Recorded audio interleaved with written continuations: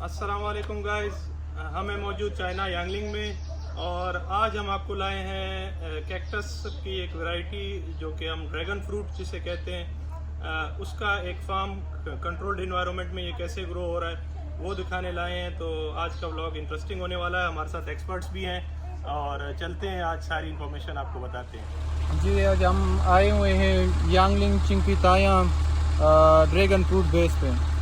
ये dragon fruit base जो है एक रिसर्च एंड डिमॉन्स्ट्रेशन पर्पस के लिए यहाँ पे बनाई हुई है, क्योंकि ये नॉर्थ है चाइना का और यहाँ पे मौसम जो है मोस्टली वो सर्द रहता है। और ड्रैगन फ्रूट जो है ये गर्म इलाके का पौधा है और वहाँ पे होता है गर्म इलाकों में। तो इन्होंने यहाँ पे एक्सपेरिमेंटल बेस पे ये लगाए हुए हैं। यहाँ पे 22 किस्म के 22 डिफरेंट वैरायटीज़ है ड्रैगन फ्रूट के जो अंदर लगे हुए हैं। तो एक एक आपको दिखाएंगे किस तरह इन्होंने इसको मेंटेन किया हुआ है, सिस्टम को, इनकी इरिगेशन सिस्टम किया है, बाकी जो इनकी एग्रोनॉमिक प्रैक्टिसेस है वो किया है। एक 1 बाय 1 आपको बताएंगे, आगे चलते हैं।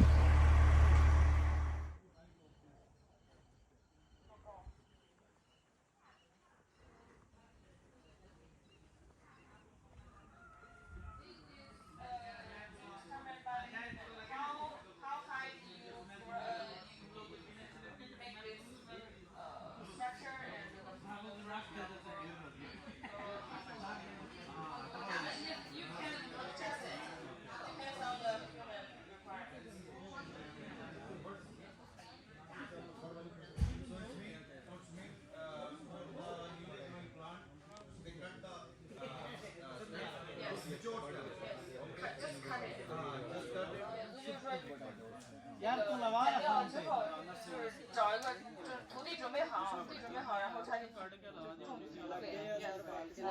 लग रहा है ये लाए वाले जाके मेरे को खान जावांगे nursery this cutting with commissioning की करनी थोड़ा चार लाने जाके नहीं चाहिए। 1 2 3 4 2 5 विषय ने 6 ड्रिप चाहिए। जी उमर भाई, अस्सलाम वालेकुम।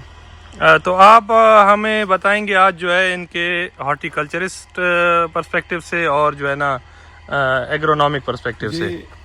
अकबर भाई, आज हम मौजूद हैं ड्रैगन फ्रूट फार्म पे। ये आप देख रहे होंगे, ये ग्रीन हाउस है।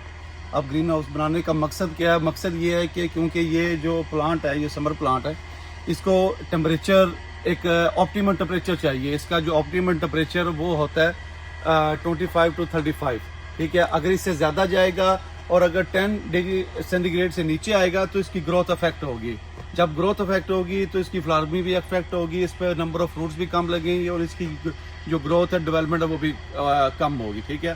ड्रैगन फ्रूट बेसिकली बिलोंग करता है कैक्टस स्पीशीज से। जिस तरह आप सहरान में कैक्टस स्पीशीज देखते हैं, ठीक है। कैक्टस स्पीशीज होती कि ऐसे प्लांट्स होते हैं जिनको पानी की कम जरूरत होती है। सेम लाइक आप हैरान रहोगे कि ये सहरान में आपको पता है कि टेम्परेचर 50 तक भी जाता है, लेकिन बर्दाश्त कर लेते हैं। ये पहली ऐसी कैक्टस स्पीशीज है जो ग्रीन हाउस में है जिसको ज़्यादा टेम्परेचर नहीं चाहिए होता, ठीक है। ये आपके सामने लगा हुआ है, ठीक है। और अगर हम इसकी प्रोडक्शन टेक्नोलॉजी की बात करें तो इसके लिए वेल ड्रेन सॉइल चाहिए जिसमें ऑर्गेनिक मैटर अच्छा होना चाहिए, रेज बेड होने चाहिए, ठीक है। और इसको आप देखे होंगे कि ये इन्होंने स्टैकिंग की हुई है, ये सहारा दिया हुआ है इनको। पहले इनकी तैयारी, थोड़ी इसकी तैयारी के बारे में बात करते हैं कि सबसे पहले एक मिच्योर ब्रांच से इसकी कटिंग लेते हैं, इसको अलग तैयार करते हैं। 1 साल के बाद या 6 महीने के बाद इसको तैयार करके इसको शिफ्ट करते हैं। शिफ्ट करने के 3 साल बाद, ठीक है, ये डिपेंड करता है, वैरायटी पे डिपेंड करता है, एनवायरमेंटल कंडीशन पे डिपेंड करता है। 3 साल बाद ये अपना फल देना शुरू कर देता है। तो 3 साल लगते हैं अपना फल पर। अच्छा, ये जो है ये इसका फ्रूट है जी, ये इसकी फ्लावरिंग है, ये इसका फ्लावर है, अभी इसका टाइम है अच्छा फ्लावरिंग का। और फ्रूट भी इसी के अंदर जी, है? इसके अंदर फ्रूट से। अच्छा, ये आप देख रहे होंगे कि कैक्टस पीछे ये आप कांटे देख रहे होंगे, ठीक है। ये एक ही दफा सारे कांटे फल जो फूल नहीं देते, अच्छा, ये अलग अलग देते रहते हैं। ठीक। जिसको ज्यादा अच्छा इन्वायरमेंट कंडीशन मिलेगी, जहाँ सेल सेप ज्यादा होगा, अच्छा उसमें खुराक मिलेगी, वो उससे फ्लावरिंग बनेगा और अल्टीमेटली आगे फ्रूट बनेगा। ठीक। ये पूरा साल यानी कि ये प्रोसेस चलता रहता है। और हमने उनसे पूछा, वो कह रहे हैं कि हम जो करते हैं एक ब्रांच टू पूरी ब्रांच पे 10 से 15 जो है ना फ्लावर फ्रूट लगते हैं, लेकिन इनका मेन मकसद होता है क्वालिटी, साइज, टेस्ट। उसको मेंटेन करने के लिए फिर क्या करते हैं, फ्रूट और फ्लावर की थिनिंग करते हैं, यानी कि तोड़ देते हैं ताकि जो खुराक है वो बकाया फल को जाए। अच्छा उमर भाई, इसकी लाइफ कितनी है ओवरऑल प्लांट की? जी लाइफ इसकी, क्योंकि ये कैक्टस स्पीशीज है, इसकी अप टू 25 इयर्स तक इसकी लाइफ हो सकती है। इस वक्त ये जो प्लांट आप देख रहे हैं ये 8 साल का प्लांट है, ठीक है। और आप ये देख रहे होंगे कि आप इन्होंने वर्टिकल दिया हुआ है, नीचे भी इन्होंने प्लांट्स लगाए हुए हैं और ऊपर भी प्लांट्स लगाए हुए हैं ताकि लेस स्पेस में ज्यादा फ्रूट से ले सके। और रूट का इसका क्या सिस्टम है? डीप रूट है, शैलो रूट है? जी ये शैलो रूट है। अच्छा अच्छा, ठीक है। जब लास्ट टाइम हम एक फार्म पे गए थे, कीवी फ्रूट था, वो बड़ा सेंसिटिव था। उन्होंने बताया था कि ये बड़ा सेंसिटिव होता है सनलाइट के, अगर डायरेक्ट सनलाइट इसकी रूट्स को पड़े कीवी फ्रूट को तो उसको डैमेज करेंगे। इस वजह से उन्होंने मल्चिंग की हुई थी, ऑर्गेनिक मैटर अच्छी तरह उसको किया था और उसके अंदर इन्होंने ड्रिप सिस्टम और शावरिंग सिस्टम लगाया हुआ। आपने देखा होगा यहाँ पे कोई भी शावरिंग सिस्टम नहीं है, ठीक है। अच्छा ये फ्लावरिंग है और आप इंटरेस्टिंग बताते हैं, ये देखो लाइट बल्ब लगे हुए। अब इनके लगाने का मकसद क्या है? क्योंकि इसकी जो ज्यादातर ग्रोथ जो फ्लावरिंग की होती है वो नाइट टाइम होती है, रात के वक्त होती है, तो रात को ये रोशनी देते हैं ताकि इसकी जो है ना क्या कहते हैं फ्लावरिंग जो है ना इसकी उसको ग्रोथ होती रहे। दिन के टाइम भी होती है अगर इसको फेवरेबल टेम्परेचर है, रात के वक्त भी उस लेवल तक रोशनी की इंटेंसिटी को ले जाते हैं ताकि इसकी जो फ्लावरिंग की जो ग्रोइंग है पीरियड है वो चलता है, ये रुके ना। ठीक ठीक ठीक। अच्छा इसकी अडेप्टेबिलिटी पाकिस्तान के हिसाब से आप क्या समझते हैं, कौन सा क्लाइमेट चाहिए इसको और कितना टेम्परेचर, कितनी ह्यूमिडिटी चाहिए? जी बिल्कुल, ये पाकिस्तान में भी अच्छा ग्रो हो सकता है, बल्कि हो रहा है सिंध के इलाके में, ठीक है। और ये ट्रॉपिकल सब ट्रॉपिकल दो रीजन होते हैं, ठीक है, टेम्परेट रीजन नहीं, ट्रॉपिकल और सब ट्रॉपिकल रीजन में ये बहुत अच्छा ग्रो कर सकता है। मिनिमम टेम्परेचर इसको कितना? जी मिनिमम टेम्परेचर 110 से जो है ना नीचे टेम्परेचर होना चाहिए। पाकिस्तान में भी हो सकता है अगर ऐसा ग्रीन हाउस बना दिया जाए, ऐसे इलाके जहाँ पर टेम्परेचर 10 से नीचे जाते हैं तो वहाँ पर भी सक्सेसफुली ग्रो कर सकते हैं। क्योंकि मैं बताना चाहता हूँ कि क्वेटा में मैं रहता हूँ, तो यहाँ का जो क्लाइमेट है वो मैच करता है क्वेटा के क्लाइमेट से। अगर आप वहाँ पे कंट्रोल्ड इन्वायरमेंट देते हैं बिल्कुल तो वहाँ पे भी इस तरह का बिल्कुल बिल्कुल ये सारी गेम एक कंट्रोल इन्वायरमेंट की है इसकी। एग्जैक्टली। और 50 जो है ना इनको ह्यूमिडिटी लेवल चाहिए, इसमें क्योंकि ये फ्रूट प्लांट है, इसके ऊपर इंसेक्ट, पेस्ट और डिजीजेस का भी हमला होता है। आप देख रहे होंगे कि कुछ इन्होंने ये लाइट ट्रैप बनाए हुए हैं, ये भी बनाया हुआ है, कुछ स्टिकी ट्रैप येलो लगाए हुए हैं और ये भी एक लाइट ट्रैप बनाया हुआ है। इसके ऊपर जो मेजर जो इंसेक्ट पेस्ट का हमला होता है वो एफिड का बहुत ज्यादा हमला होता है। अच्छा अच्छा, ठीक है, सही सही। और दूसरे भी इंसेक्ट होते हैं और डिजीज में सबसे ज्यादा जो हमला होता है वो एंथ्रेक्नोज। मतलब ये पेस्टिसाइड यूज नहीं करते? नहीं, ये आपको बताऊं कि ये बड़ी इंटरेस्टिंग है, ये ऑर्गेनिक है। इसमें जो फर्टिलाइजेशन देते हैं वो भी ऑर्गेनिक देते हैं। इसमें जो स्प्रे तो करते नहीं इसके ऊपर, ठीक है, इसके ऊपर क्योंकि इन्होंने बायोलॉजिकल एजेंट इस्तेमाल करके जो ये तरीकाकार इस्तेमाल करके ये इंसेक्ट पेस्ट को जो ना इसकी प्लांट प्रोटेक्शन करते हैं। मैं आपको बता दूं थोड़ा फ्लावरिंग का इसकी स्टेप्स बता दूं, ठीक है ना। अब आपने दो चीजें मिक्स नहीं करनी, एक ये चीज निकली हुई है यहाँ से, ठीक है, और एक ये चीज है, ये बेसिकली ब्रांच है, एक नई ब्रांच निकली हुई है स्पाइन से, ठीक है, और ये इसका फ्लावरिंग है, ठीक है। पहले ये होती है कि पहले इस स्टेज पे ये देखें, पहले ये देखें, ये बर्ड आई बर्ड इसकी निकली हुई है, ठीक है, ये फूटी है, फिर ये स्टेज पे आएगा, फिर ये इस स्टेज पे आएगा छोटा, फिर ये इस स्टेज पे आएगा, ठीक है। उसके बाद इधर है, मैं आपको दिखाता हूँ, ये देखें डिफरेंट स्टेजेस, ये देखें फ्लावरिंग, प्योर फ्लावरिंग, ये देखें ये इस स्टेज पे आएगा, ठीक है ना, बल्कि ये वाला एक बड़ा यहाँ पे फ्लावर है, ये देखें, ये देखें, ये फ्लावर देखें, ये इसका फ्लावर है, ठीक हो गया। जब इसकी हो जाएगी पॉलिनेशन मुकम्मल हो जाएगी, जब अपना फ्लावरिंग पीरियड पूरा कर देगा तो उसके बाद ये जो है ना ये इस स्टेज से गुजरेगा फ्लावरिंग की, आते जाएं, ये देखें, इस स्टेज से गुजर के और इस स्टेज पे आ जाएगा। ये देखें ये फ्रूट बना हुआ आपके सामने, ये बेसिकली फ्रूट है, ये होल प्रोसेस है इसका। और ये आपको बताता चलूं कि ये 2 मंथ का प्रोसेस होता है। अच्छा, फ्रूट लगने के 2 मंथ बाद जो है ना ये मैच्योर हो जाता है, इसको हार्वेस्ट कर लेते हैं। अभी चलते हैं इसके इरिगेशनल प्रैक्टिसेस की तरफ। मुराद भाई हमारे साथ एक्सपर्ट हैं। मुराद भाई जी अस्सलाम वालेकुम। इरिगेशन के बारे में अगर हम इस प्लांट की बात करें तो चूँकि पहले हमने उमेर भाई ने जिस तरह बताया कि ये ड्राई एरिया मतलब डिज़र्ट एरिया के लिए ये प्लांट हैं, तो इसकी जो वाटर रिक्वायरमेंट्स है वो बहुत कम है, तो ये एक अच्छी बात है। तो यहाँ पे चूँकि हाई एफिशिएंसी इरिगेशन पे सारी चीज़ें हो रही है, तो यहाँ पे इसको ड्रिप इरिगेशन लगाया हुआ है, ठीक है, जिसके थ्रू इसको पानी भी दिया जा रहा है और फर्टिलाइजर भी दिया जा रहा है। अच्छा, फर्टिगेशन एंड इरिगेशन ये ड्रिप की इरिगेशन के जरिए से होती है। अच्छा, तो ये आप थोड़ा सा इसको लेआउट बताएंगे, ये किस तरह का लेआउट, क्योंकि यहाँ पे 4, 5, 6 किस्म के जी पाइप जी, हैं। इसमें 2 रोज हैं जो ड्रैगन फ्रूट्स हैं, एक रो उसी साइड पे है और एक रो इसी साइड पे है। हर रो के लिए 2 पाइप्स जो है इरिगेशन के ये दिए गए हैं, ड्रिप पाइप्स, ठीक है।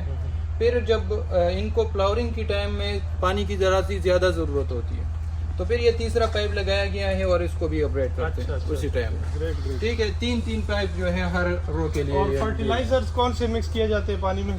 फर्टिलाइजर जो मुझे ज़्यादा आइडिया नहीं है, लेकिन 3 टैंक्स लगे हुए हैं, उसमें आप डिफरेंट किस्म की जो है NP नाइट्रोजन, फास्फोरस और पोटाशियम की जो फर्टिलाइजर है वो डालते हैं। बाकी उमेर भाई बता देंगे इसमें बताता हूँ कि NPK में इनके डिफरेंट रेशोज होती हैं। 17, 17, 17, 18, 18, 18 वाली फर्टिलाइजर जो है ना ये इसको यूज़ करते हैं, 1:1 रेशो के हिसाब से ये इस्तेमाल करते हैं। अच्छा, इसकी वैराइटीज़ आप देख रहे होंगे कि डिफरेंट वैराइटीज़ हैं और इसकी स्किन देख लेंगे, रेड है, इसके अंदर वाइट पल्प होगा। एक वैरायटी ऐसी है इसकी रेड स्किन है, उसके अंदर रेड पल्प होगा। एक वैरायटी ऐसी है जो इसकी क्या कहते हैं येलो स्किन है, उसके अंदर वाइट पल्प होगा, ठीक है। ये डिफरेंट वैराइटीज हैं। और एक ऐसी है ग्रीन है, उसके अंदर वाइट पल्प होगा। ये डिफरेंट है, यानी कि इसकी वैराइटीज है। बाकी अब जा रहे हैं इसकी इरिगेशन किस तरीके से, मतलब कब इसको इरिगेशन देनी है। तो हमारे पास जो प्रैक्टिसेस होते हैं, हम soil moisture monitoring system use नहीं करते, तो फिर हम एक इरिगेशन स्केड्यूल बनाते हैं कि 1 हफ्ते के बाद इतने टाइम के बाद जो है हमने पानी देना है। अच्छा, यहाँ पे वो सिस्टम नहीं है। यहाँ पे आपकी ऑटोमेटिक सिस्टम है, आपको सॉइल मॉइस्चर की डेटा मिलती है, ठीक है, और उसी सॉइल मॉइस्चर डेटा से फिर आप जो है डिसाइड करते हैं कि अभी जो है फ्रूट को पानी चाहिए कि नहीं चाहिए। ये तो क्या देखो सिस्टम है मुराद भाई, थोड़ा एक्सप्लेन करो। हाँ, मैं इस सिस्टम के बारे में बात करूँ। यहाँ पे 2 किस्म के सिस्टम लगे हुए हैं, क्योंकि ये एक्सपेरिमेंटल साइट है। तो ये जो सिस्टम लगा हुआ ये ऑटोमेटिक सिस्टम है, आपको ये ह्यूमिडिटी भी देते हैं और सॉइल की जो पैरामीटर्स 8 पैरामीटर्स ये वो भी देते हैं। अच्छा, ठीक है। और ये पिरामिड आपको वायरलेसली देते हैं, मतलब अपनी मोबाइल फ़ोन से कंट्रोल रूम से आप जो है वायरलेसली इसको एक्सेस कर सकते हैं। दूसरा तरीका लोगों को दिखाने के लिए, और क्योंकि डिमॉन्स्ट्रेशन साइट है, तो दूसरा जो वायर के साथ है, जो थ्रू वायर्स जाते हैं हमारी डेटा कंट्रोल सिस्टम में, वो भी यहाँ पे लगा हुआ है। ये सॉइल मॉइस्चर सेंसर लगे हुए हैं, ये इसी वायरलेस सिस्टम के साथ है। ये हमें 8 पैरामीटर देख रहे हैं आप, ठीक है। ये इधर देखें तो यहाँ पे भी सॉइल मॉइस्चर की जो है वो सेंसर्स लगे हुए हैं, ठीक है। ये सेंसर्स हमें सॉइल की मॉइस्चर बताता है, soil electrical conductivity, soil pH, soil temperature और NP नाइट्रोजन, फास्फोरस और पोटाशियम वो भी बताते हैं। अब यहाँ पे हम बात करें, ये जो सेंसर लगे हुए हैं, ये सेंसर हमें बताते हैं कि लाइट इंटेंसिटी कितनी है, ये लाइट इंटेंसिटी बताते हैं। और ये जो सेंसर लगे हुए हैं ये 2, ये ह्यूमिडिटी बताते हैं, और ये सेंसर हमें टेम्परेचर, ह्यूमिडिटी, टेम्परेचर और लाइट इंटेंसिटी, ये चीज़ें जो ये तो बताते हैं। तो अब जिस तरह उमेर भाई ने बात की कि रात के टाइम में हम इसको, ये लाइट्स लगे हुए ये चलाते हैं, ठीक है। तो इसकी एक तो फ्लावरिंग टाइम में रात की टाइम ये जलाने का मकसद, ये लाइट जो है ऑन करते हैं और उसको वो मिलती है। दूसरी जो मेन इसमें चीज़ है वो ये है कि ये इलाका ज़रा कूल्ड है, तो इसमें सर्दियों के टाइम में बहुत ज़्यादा जो है टेम्परेचर लो हो जाती है, यहाँ पे बर्फबारी भी होती है। तो ये ब्लैक वाले ऊपर जो शेड लगे हुए ये फिर इसके ऊपर आ जाते हैं, तो यहाँ पे फिर रोशनी नहीं आती। तो रोशनी की रिक्वायरमेंट्स पूरे करने के लिए फिर ये जो है दिन रात यूज़ होते हैं, ये लाइट्स वायरलेसली। फिर मैंने जिस तरह आपको बात की कि ये वायर्स के थ्रू ये सिस्टम लगा हुआ है, वायरलेस है, ये वायर्स के साथ है। वहाँ पे कंट्रोल पैनल लगा हुआ है, उसको भी आपको दिखाएंगे बाद में। ये ऑटोमेटिक जो है फर्टिगेशन सिस्टम है। यहाँ पे 3 टैंक्स हमारे लगे हुए हैं, इसमें डिफरेंट किस्म की खादें हम डालते हैं और उसको डिफरेंट रेशोज़ के साथ, ये कंट्रोल पैनल है इनकी, यहाँ से हम रेशोज़ इनकी कंट्रोल करते हैं और उसकी फ़्लो कंट्रोल करते हैं कि कितनी रेशो होनी चाहिए डिफरेंट टाइप्स ऑफ खादों की, और फिर उसकी फ़्लो कितनी होनी चाहिए हमारी जो मेन लाइन है उसमें। तो इसी हिसाब से फिर अगर ये सिस्टम किसी न किसी वजह से ख़राब हो जाता है, तो यहाँ पे विंचरी लगी हुई है जो मैनुअल सिस्टम है, तो इस विंचरी के साथ हम जो है बाल्टी रख देते हैं और उसमें जो काद हैं वो डाल के जो है ये सिस्टम चलाते हैं। जिस तरह हमने आपको उधर बता दिया कि डिफरेंट टाइप्स ऑफ सेंसर्स हमने दिखा दी और हर एक की फंक्शन भी बता दी, उसका डेटा थ्रू वायर्स यहाँ पे आते हैं। ये वायर्स आए हुए हैं वहाँ से, ठीक है, पूरे फार्म से जो टनल है उस वहाँ से डेटा आपकी यहाँ पे आती है। तो ये आपको डिफरेंट सेल पैरामीटर्स जो है वो बताती हैं। इधर आप अगर मेरे कैमरामैन ज़रा करीब से दिखाएं तो ये आपको सेल टेम्परेचर बताता है कि इसी टाइम जो है हवा की टेम्परेचर कितनी है और सेल की टेम्परेचर कितनी है। 37.3 जो टेम्परेचर है ये हमारे पास एयर टेम्परेचर है और 35.0 डिग्री सी जो है हमारे पास सेल की टेम्परेचर है इसी टाइम में, ठीक है। फिर ये आपको ह्यूमिडिटी एयर की भी बताती है, जो एयर की है 35.0 और ये 25.5%। ये दोनों बता। फिर जो है लाइट इंटेंसिटी आपको बताते हैं, ठीक है, सेल की इलेक्ट्रिकल कंडक्टिविटी, सेल पीएच और ये सारी चीज़ें जो है आपको यहाँ से डेटा मिलेगा। तो यहाँ से आप हम कंट्रोल करते हैं और सारी चीज़ों को देखते हैं ये फार्म वाले और फिर उसी हिसाब से अपनी डिसीजन लेते हैं। Thank you so much.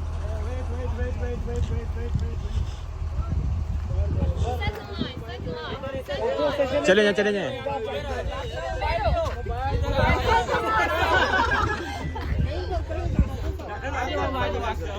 अच्छी जगह यार, पुराना स्टाइल को यार